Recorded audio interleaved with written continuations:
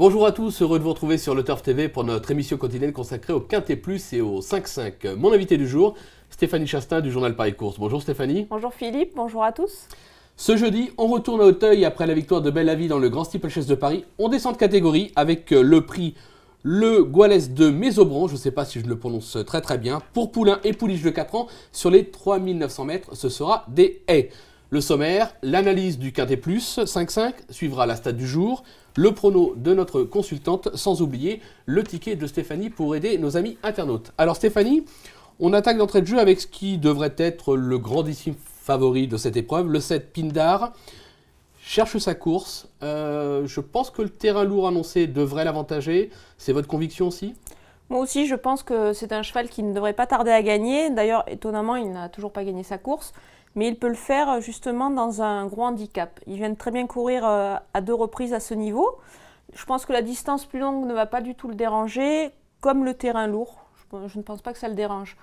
Même si, aux dernières nouvelles, apparemment, il pourrait être un tout petit peu dérangé par ce terrain. Mais bon, on va faire confiance au cheval. On va se dire qu'il est en progression et qu'il peut remporter sa course enfin. D'accord, les 3900 mètres devraient l'avantager ? Oui, ça je pense qu'il n'y a aucun souci sur la distance. D'accord. Derrière, un cheval qui se cherche également, c'est le 3 Miller Thomas. 2 fois sur 3 dans ce type d'épreuve, ça peut être le jour J, ce jeudi. Je pense qu'il a le même profil que Pindar. C'est un cheval qui cherche sa course, qui a le profil pour gagner un gros handicap de ce genre. Justement, il rend 2 kilos à Pindar, c'est pour ça que j'ai mis Pindar devant lui. Donc je pense que ces 2 chevaux-là vont lutter pour la victoire. D'accord. Donc 2 bases solides, renforcées par la stat du jour d'ailleurs, puisque l'étude des 10 dernières éditions nous révèle que les mâles et les hongres partis à moins de 10 contre 1 dans le prix Gaston Braner, la course référence qui s'est courue le 27 avril dernier, y brillent à hauteur de 76%. 17 au départ, 13 à l'arrivée. Sont dans ce cas ce jeudi, Pindar, le numéro 7, et Miller Thomas, le numéro 3. Donc ça semble vraiment 2 bases très solides. Derrière, on prend la même ligne du prix Gaston Braner avec le numéro 2, Virtual Player, qui aura pour lui d'avoir déjà gagné à Auteuil. Il est 4e de la course référence. Cyril Gombaud semble assez confiant, je crois. Donc logique de le placer en 3e position. Oui, Cyril Gombaud est confiant. La pouliche... je l'ai mise seulement en 3 car je pense qu'elle est un petit peu chargée par rapport aux 2 poulains. Donc c'est pour ça que je la place en 3e position, mais elle a de gros moyens. Le lourd va l'avantager, comme nous l'a dit Cyril Gombaud. Donc je pense qu'elle aussi va lutter pour la victoire. C'est juste la question du poids. Je pense pour une pouliche, rendre du poids au mâle, c'est un petit peu délicat. Donc voilà, en 3e position, je pense qu'elle a sa place. D'accord. Derrière, alors on va appeler ça un petit coup de poker avec le numéro 5, Un temps pour tout. Alors c'est un cheval qui est estimé par François Nicole. François Nicole, malheureux avec Farleau des Modes dans le dernier Grand Steeplechase de Paris. Bon là, pour l'instant, c'est pas la même catégorie, on verra plus tard. Maintenant, c'est un cheval qui a jamais conclu plus loin que 3e en 4 sorties. Ça semble confirmé maintenant, c'est Auteuil. Est-ce que ça va bien réussir sur le tracé d'Auteuil? C'est la question qu'on peut se poser. Oui, c'est la question qu'on peut se poser, mais bon, François Nicole est très habile. Ses chevaux sont en forme, même si c'est vrai, Farleau des Mottes est tombé dans le grand steeple. Mais bon, il est tombé au Raïditch, il n'est pas tombé n'importe où. C'est clair. C'est effectivement un cheval qu'il estime beaucoup, qui est tout neuf. Je ne pense pas que le profil d'Auteuil le dérange. Maintenant, c'est une première. En plus, c'est un fils d'un étalon que j'aime beaucoup, Robin Deschamps, qui donne de très bons chevaux d'obstacles. Pour moi, il a le profil de la révélation à ce niveau-là, voire pour monter après plus haut dans les échelons et voire peut-être tenter, pourquoi pas les groupes, mais bon, ça c'est l'avenir qui nous dira. On va pas mettre les chevaux avant les bœufs. Non. Comme on dit. Donc je pense qu'il peut lutter pour les premières places et j'ai mis en 4, mais pourquoi pas gagner. Hein. D'accord. Derrière, alors le numéro 4, Vangel de Cerisy. Alors, moi, j'ai un petit peu de mal, je l'avoue, avec ce cheval-là. Ça aurait été en gain, j'aurais été beaucoup plus confiant. À Auteuil, il m'a encore jamais véritablement convaincu. Maintenant, attention, il s'est quand même classé 5e de la course référence. C'est Yann-Marie Porzier. Mais je ne sais pas pourquoi, je ne suis pas convaincu par ce cheval-là. Donc, je vais vous laisser me convaincre. Disons que je l'ai mis en 5 parce que sur sa dernière course, je pense qu'il faut le placer un petit peu haut dans une sélection. Même si c'est vrai, je ne suis pas sûre qu'il puisse gagner à ce niveau. Maintenant, c'est un sujet qui peut progresser. Il a prouvé qu'il avait la pointure, donc je ne vois pas de raison de le mettre non plus trop loin dans une sélection. même si je ne suis pas non plus totalement convaincue. Mais bon, c'est plus sur la dernière course que je place à cette place, que je place dans cette position-là. D'accord. À l'inverse, moi je suis beaucoup plus convaincu par votre 6e cheval, le 11 Saint-Val. Alors, on l'a vu courir en steep dernièrement, ça revient en haie, ça a des gros moyens. Moi je me rappelle du jour où il avait conclu l'arrivée d'un quintet. C'est Géant Bertrand Balanda, si je ne me trompe pas.